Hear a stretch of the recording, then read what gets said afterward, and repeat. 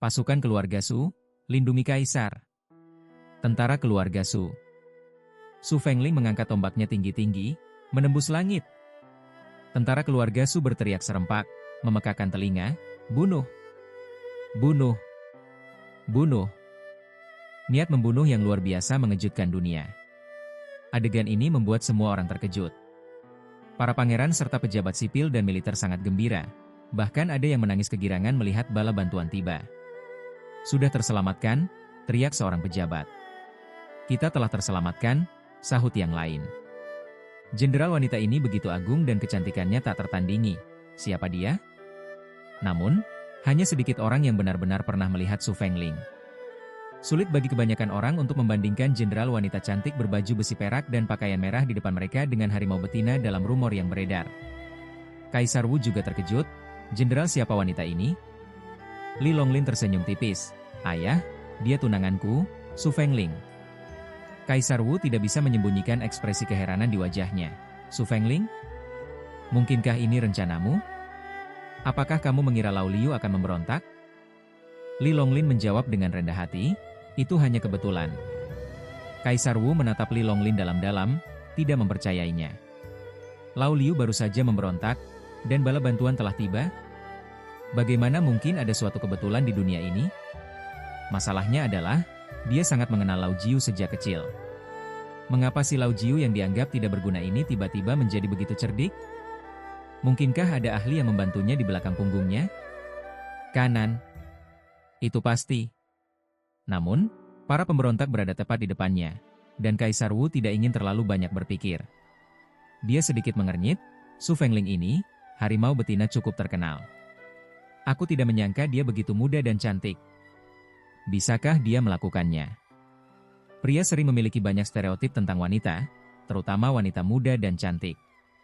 Berpikir bahwa mereka adalah bunga yang lemah, yang membutuhkan laki-laki untuk merawatnya. Li Longlin tersenyum. Ayah, meskipun mawar itu cantik, namun juga berduri. Terlebih lagi, bawahan Su Fengling adalah tentara keluarga Su yang telah mengalami ratusan pertempuran. Sejujurnya, meskipun Nyonya Su mengatakan bahwa cucunya cukup berani untuk membunuh seorang jenderal musuh di antara ribuan tentara, Li Longlin belum pernah melihatnya dengan matanya sendiri dan kurang percaya padanya. Tapi Li Longlin percaya pada Nyonya Su. Tentara keluarga Su telah menjaga perbatasan utara selama bertahun-tahun dan dikenal sebagai tentara terkuat di Daxia. Sekarang, 1000 sisa tentara yang tersisa telah merangkak keluar dari tumpukan mayat. Tidak ada tentara elit di dunia selain mereka. Adapun 800 tentara tewas yang dilatih dengan cermat oleh Lao Liu. Meskipun mereka diperlengkapi dengan baik, mereka belum pernah berada di medan perang. Begitu darah terlihat, penghakiman akan dilakukan. Orang ke-6 ditakdirkan untuk kalah. Ekspresi pangeran ke-6, Li Xuan, sangat jelek, dan giginya mengatup dengan keras. Tidak ada orang lain yang mengenal Su Fengling, tapi dia tahu itu. Bagaimanapun, Li Xuan telah lama mendambakan kecantikan Su Fengling, dan awalnya berencana meminta ayahnya untuk mengabulkannya untuk menikah. Pada saat yang sama, menaklukkan pasukan keluarga Su, ditambah 800 orang mati, itu sudah cukup untuk mengubah dinasti. Namun, hasilnya, Li Longlin memimpin dan tidak hanya merebut Su Fengling, tetapi juga mengambil pasukan keluarga Su di bawah komandonya. Ini adalah masalah. Yang paling ditakuti Li Xuan adalah ribuan prajurit keluarga Su yang tersisa.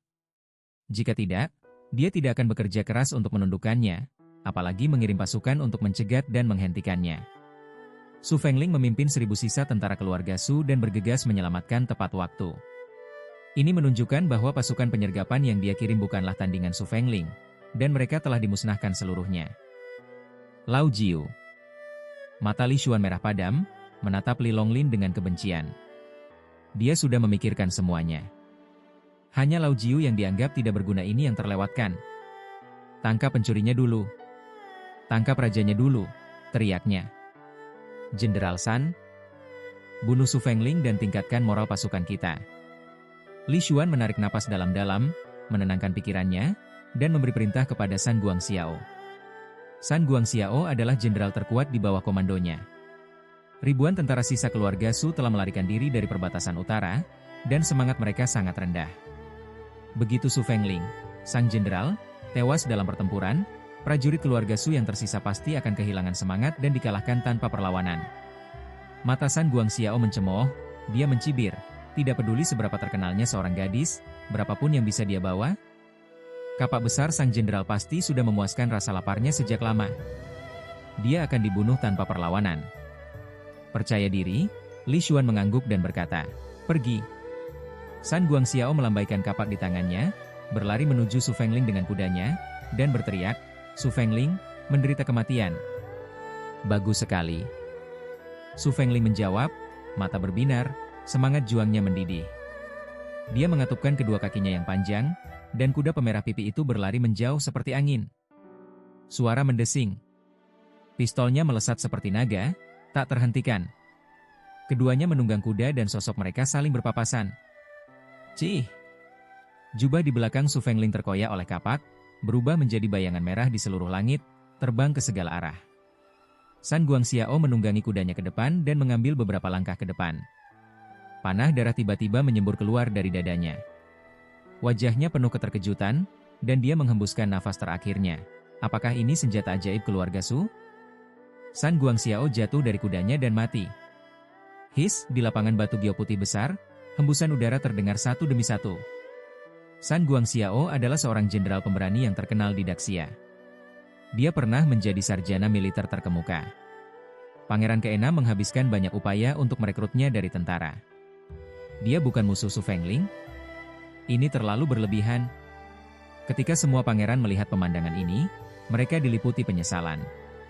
Belum lagi kemampuan bela diri Su Fengling yang begitu luar biasa, berdasarkan penampilannya yang menawan. Ketika Kaisar Wu menawarkannya pernikahan, seharusnya dia berdiri dan memperjuangkannya. Akibatnya, pecundang ini, Lao Jiu, diuntungkan dengan sia-sia. Sungguh memilukan. Ketika Li Longlin melihat Su Fengling memamerkan kekuatannya, keringat dingin mengucur di dahinya. Dia tahu bahwa Su Fengling sangat pandai dalam seni bela diri, tetapi tidak menyangka bahwa Su Fengling begitu kuat. Bukan sekedar pahlawan, tidak kalah dengan laki-laki. Sungguh dewi perang wanita. Untungnya, dia sedikit seperti macan dan lebih mudah ditipu. Kalau tidak, jika kamu menikahi harimau betina seperti itu, seluruh hidupmu akan hancur. Su Fengling membunuh San Guangxiao dengan satu serangan, tanpa henti. Dia menunggangi kuda pemerah pipi, satu serangan pada satu waktu, dan tak terkalahkan dalam kekacauan, seolah-olah tidak ada seorang pun di dunia. Dalam sekejap, Su Fengling berjuang melewati jalan berdarah, meninggalkan banyak tubuh dan tulang di belakangnya. Dia datang ke istana Jin Luan, menunggangi kudanya dan mengepalkan tinjunya ke arah Kaisar Wu, yang mulia. Jenderal terakhir, Su Fengling, memimpin pasukan keluarga Su untuk mengawalnya terlambat, yang mengejutkan Kaisar.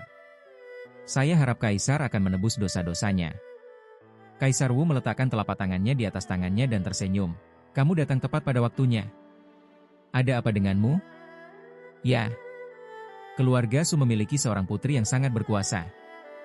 Punya cucu sepertimu. Jika Anda adalah seorang pria di Daxia, semua orang akan memiliki seni bela diri dan keberanian Anda. Bagaimana Anda bisa dianiaya oleh orang barbar utara?